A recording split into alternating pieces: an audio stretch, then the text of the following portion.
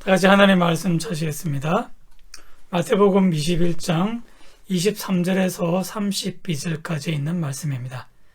마태복음 21장 23절에서 32절까지 있는 말씀입니다. 한 절씩 번갈아 읽도록 하시겠습니다.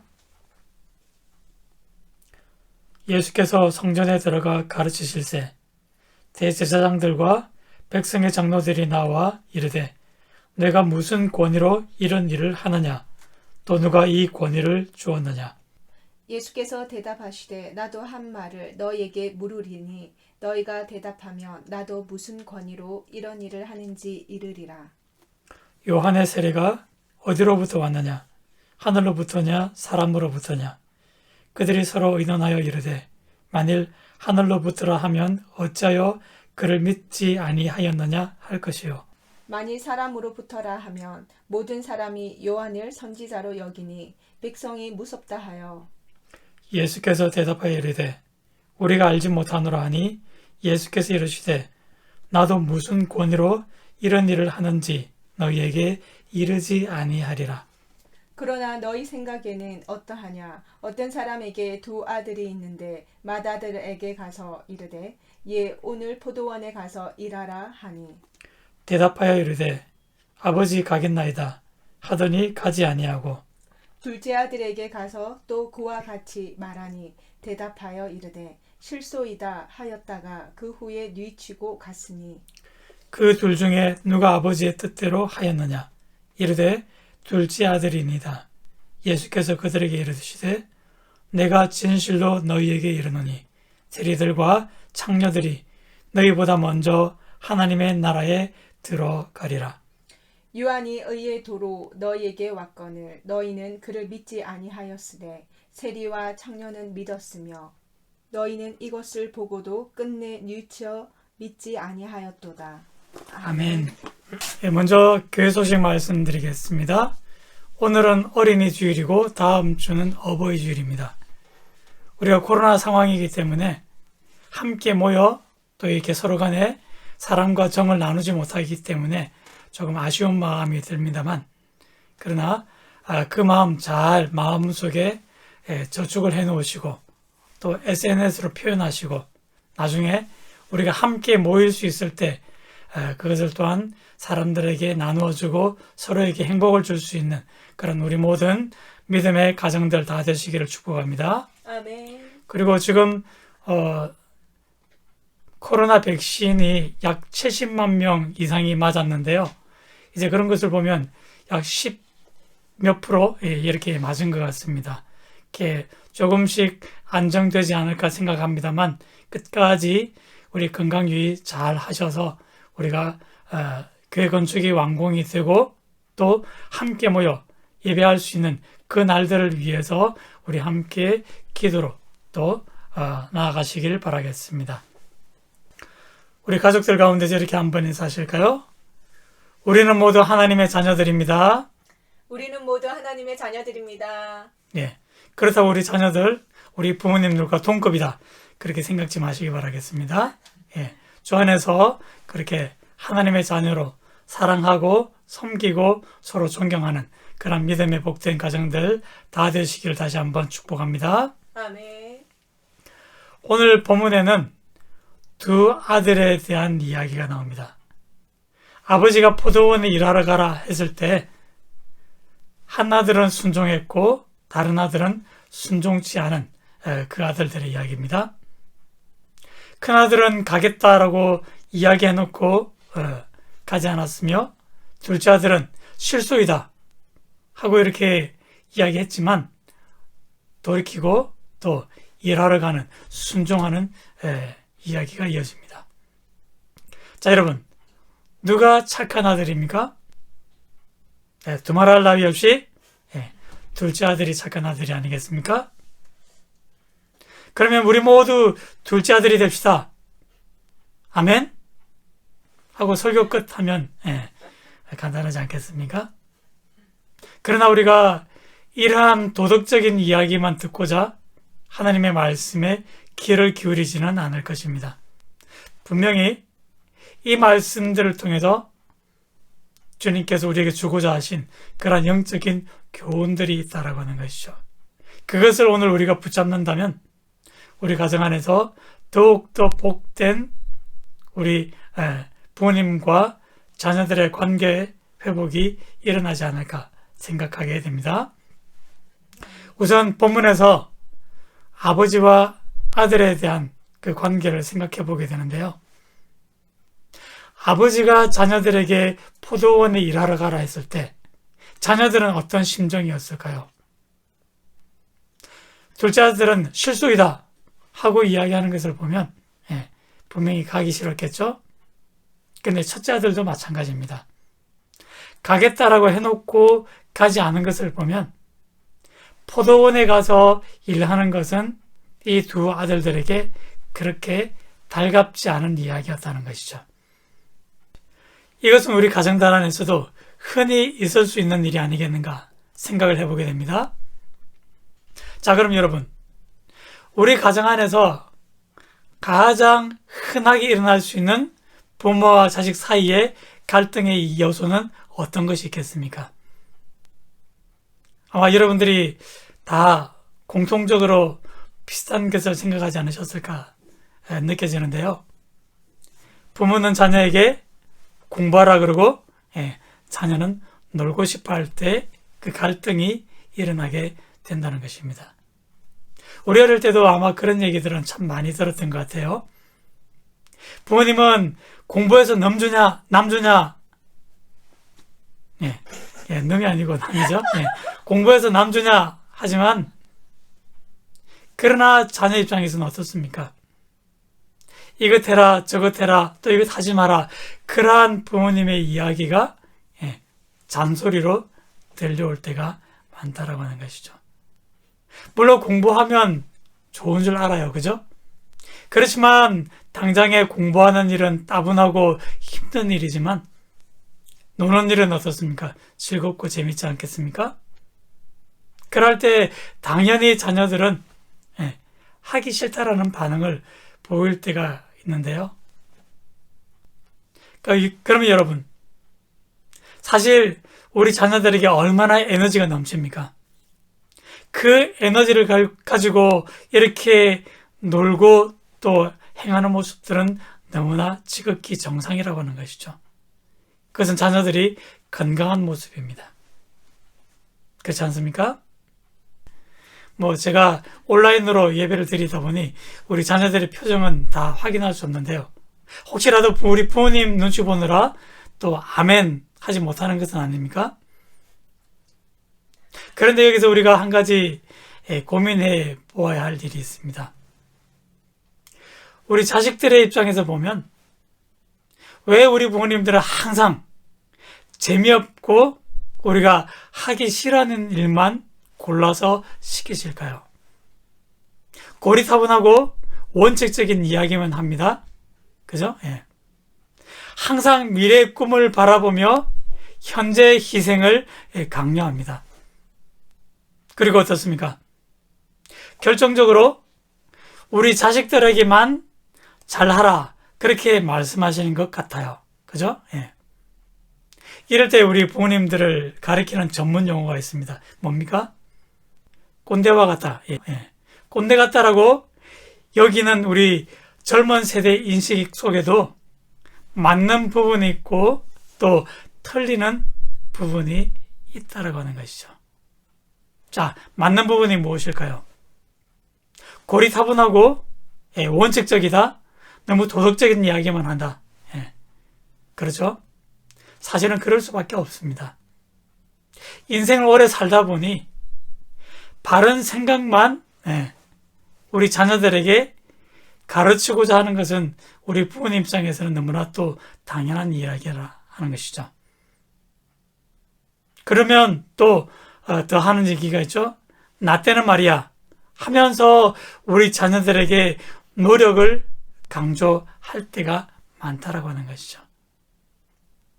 어쨌든 너는 나보다 더 나은 삶을 살아야지 하면서 자녀들에게 더 잘할 것을 요구하고 또 그들에게 이러한 이야기들의 들로 무거운 짐을 지울 때가 있다라고 하는 것이죠. 그런 입장에서 보면 자칫 우리 부모님의 이야기는 항상 어떻습니까? 일방통행일 때가 많죠. 그런 측면에서 우리 자녀들은 너무나 우리의 마음을 몰라준다 하는 그런 생각을 갖는 것도 무리는 아니다 하고 이야기할 수 있을 것입니다. 하지만 우리 자녀들이 놓치고 있는 부분도 있는데요. 우리 부모님들이 우리 자녀들을 좀 더 믿어주고 좀 더 많은 자유를 주고 기다려주지 못하는 부분은 사실입니다만, 그러나 우리 자녀들 입장에서도 분명하게 인식해야 할 부분이 있는데요. 세상에서 우리 자녀들을 가장 사랑하는 분이 누구일까요? 여기에 대한 해답이 필요하겠습니까? 자, 그런데 그러한 우리 부모님은 우리에게 들려줄 인생의 지혜가 너무나 많으신 분들이라는 사실입니다. 여러분, 이 인생의 경험은요, 우리 자녀들이 아무리 똑똑하고 재능이 많아도 이것은 인생의 시간을 통해서 우리가 하나하나 경험적으로 배워가지 않으면 안 되는 요소들입니다. 이 인생의 지혜를 많이 터득하면 터득할수록 우리 자녀들은 인생의 시간들을 낭비하지 않을 수 있게 될 것입니다. 그런 측면에서 여러분, 우리 부모님이 가지고 있는 이 인생의 지혜는 꼭 자녀들이 내 것으로 만들어 갈 수 있어야 된다는 것이죠. 이러한 생각을 가지고 오늘 본문에 나오는 그 포도원을 가진 아버지의 이야기들을 다시 한번 곱씹어 볼 수 있기 바랍니다. 어떻게 이러한 아버지의 요구가 꼰대 잔소리가 되지 않는지 우리가 한번 묵상해 보기를 원합니다. 예수님께서 오늘 이 비유에서 포도원을 예로 드셨는데요. 이 포도 열매는 이스라엘 지방에서 비가 오지 않는 시기에 마지막으로 음료로 삼을 수 있는 그러한 하나님의 선물입니다. 그러니까 1년 농사 스케줄을 따져놓고 보면 항상 이 시기는 그럴 수밖에 없다라고 하는 것이죠. 그러니까 포도원에 가서 일하는 아버지의 이야기는 이 위기의 때 온 가족들의 생명을 연장할 수 있는 너무나 소중한 일들이 되는 것입니다. 만약 예수님이 이 포도원이 아니라 양치는 일로 예를 드셨다 하더라도 마찬가지입니다. 목축업을 하는 사람들에게 이 양을 치는 일은 그야말로 먹고 사는 일에 있어서 가장 핵심이 되는 요소가 아니겠습니까? 그러니까 아버지의 판단으로는 지금 그 일을 하지 않으면 현재 우리 온 가족이 누리는 이러한 생활의 윤택함을 더 이상 누릴 수 없다라는 사실에서 출발합니다. 그저 자식들이 일하지 않고 놀고 먹는 것이 꼴보기 싫어서 자식들에게 다그치기 위해 일한 요구를 하고 있지 않다라고 하는 것이죠. 결국 가까운 미래에 닥쳐올 그러한 위기는 너무나 불보듯 뻔하기 때문에, 그래서 이 자식들에게 그때를 분별할 수 있는 지혜를 갖기 원하는 것이고요. 그리고 땀을 흘려 가족들을 위해 수고하는 그 일의 소중함을 자식들이 깨닫기를 바라는 것입니다. 그러니까 이 자녀들의 입장에서는 전체 가족들을 생각하시는 그 아버지의 마음을 이해할 필요가 있지 않겠습니까? 그러므로 오늘 이것은 단순히 일을 시키기 위한 그런 아버지의 요구가 아니라 그 마음을 이해한다면 당연히 자식들이 순종해야 할 그런 이야기로 우리에게 다가오게 되는 것입니다. 오늘날 우리 많은 가정들에서도 사실은 아버지와 자녀 사이에 대화가 단절되므로 서로의 마음을 이해하지 못하므로 사실은 갈등의 씨앗이 그곳에서 생겨나는 것이 아니겠습니까? 얼마나 많은 시간을 대화에 투자하느냐, 어떤 내용들을 가지고 대화를 하느냐, 여러분, 그것은 좀 더 부차적인 문제가 될 것입니다. 가장 중요한 것은 아버지의 마음을 이해하고 또 자식들의 마음을 헤아려 줄 수 있어야 한다는 것이죠. 이처럼 서로를 향한 진심이 전달되어질 때 이 포도원은 단순히 일이 아닌 것입니다. 자녀 입장에서도 이 포도원에서 일하는 것이 얼마나 하기 싫은 일인지를 아버지가 이해한다면 좀 더 부드러운 마음으로 자녀들에게 권면하고 이해를 구하고 권유하지 않겠습니까? 결국 마음의 벽을 허무는 것이 가장 우선되는 일인 것을 우리가 깨달아가게 됩니다. 그러므로 여러분, 일이 아니라 관계 회복이 가장 우선되는 문제인 것입니다. 관계만 세워지면 여러분, 그 다음에 벌어지는 일들은 우리가 함께 머리를 맞대고 지혜를 모으며 다 풀어갈 수 있는 일이 아니겠습니까? 그러므로 우리 모든 가족들 안에서 서로의 마음이 통함으로 또 서로의 마음을 이해함으로 우리에게 다가올 그 모든 어려운 문들은 함께 풀어갈 수 있는 그러한 복된 가정들의 모습들이 다 되시길 바라겠습니다. 이러한 인식들을 가지고 이제 드디어 예수님께서 오늘 이 본문의 말씀을 통해 우리에게 주고자 하신 그런 교훈들을 함께 쫓아가 보도록 하겠습니다. 이 비유에 나오는 포도원 주인은 바로 우리 하나님 아버지시고요. 그리고 두 아들은 하나님의 자녀들입니다. 어떤 배경 속에서 이 비유가 나오게 되었을까요? 예수님께서 예루살렘 속에 낙이 타고 입성하셨을 때 이제 성전에 나가셔서 성전에 장사하는 모든 사람들을 내어 쫓으시고 그리고 사람들을 말씀으로 가르치셨습니다. 그때 그 모습을 탐탁지 않게 지켜보고 있는 사람들이 있죠. 바로 대제사장들과 백성의 장로들이 예수님에게 따지기 시작합니다. 당신은 어떤 권위로 이런 일들을 행합니까? 그들이 바라볼 때 예수님은 성전 안에서 이와 같이 행동할 권세가 없었다라고 하는 것이죠. 결국 그로 인해 이 사람들과 예수님 사이에 논쟁이 벌어지게 생겼습니다. 바로 그러한 순간에 예수님께서 이 사람들에게 이 비유를 말씀하신 것이죠.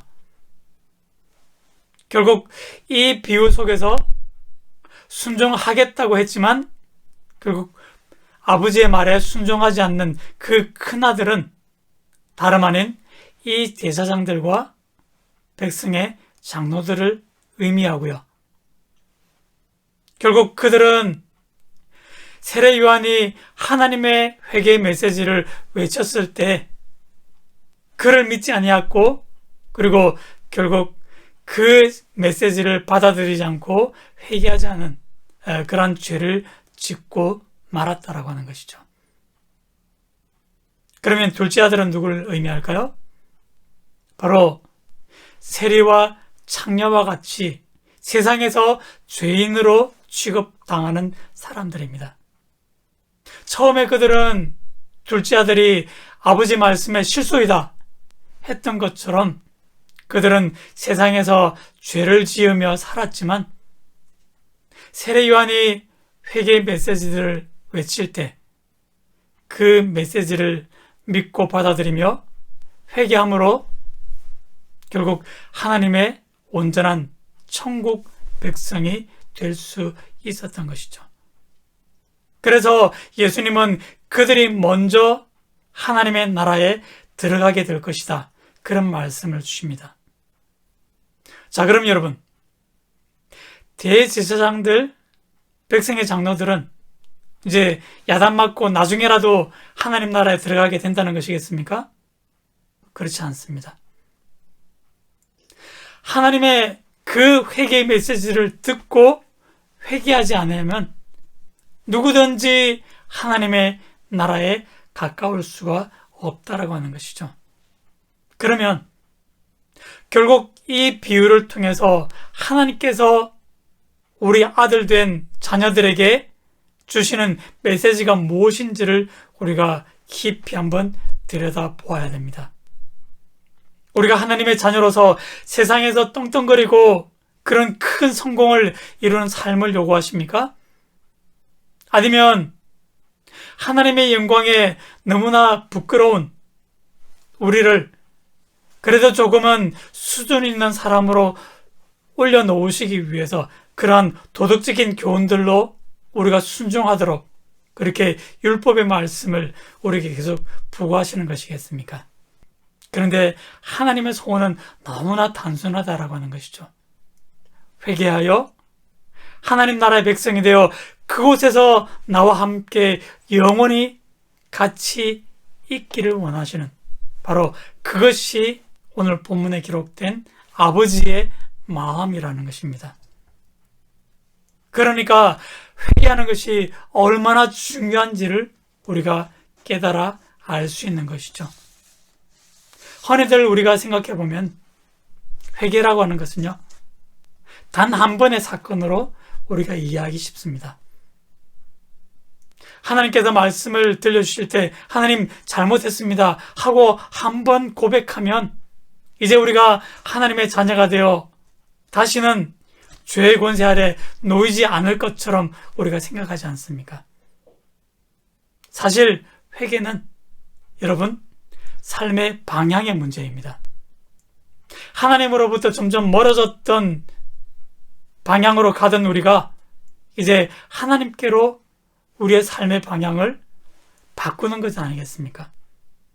그러므로 이제 방향을 바꾸었다면 다시 돌아서지 말아야 된다는 것이죠.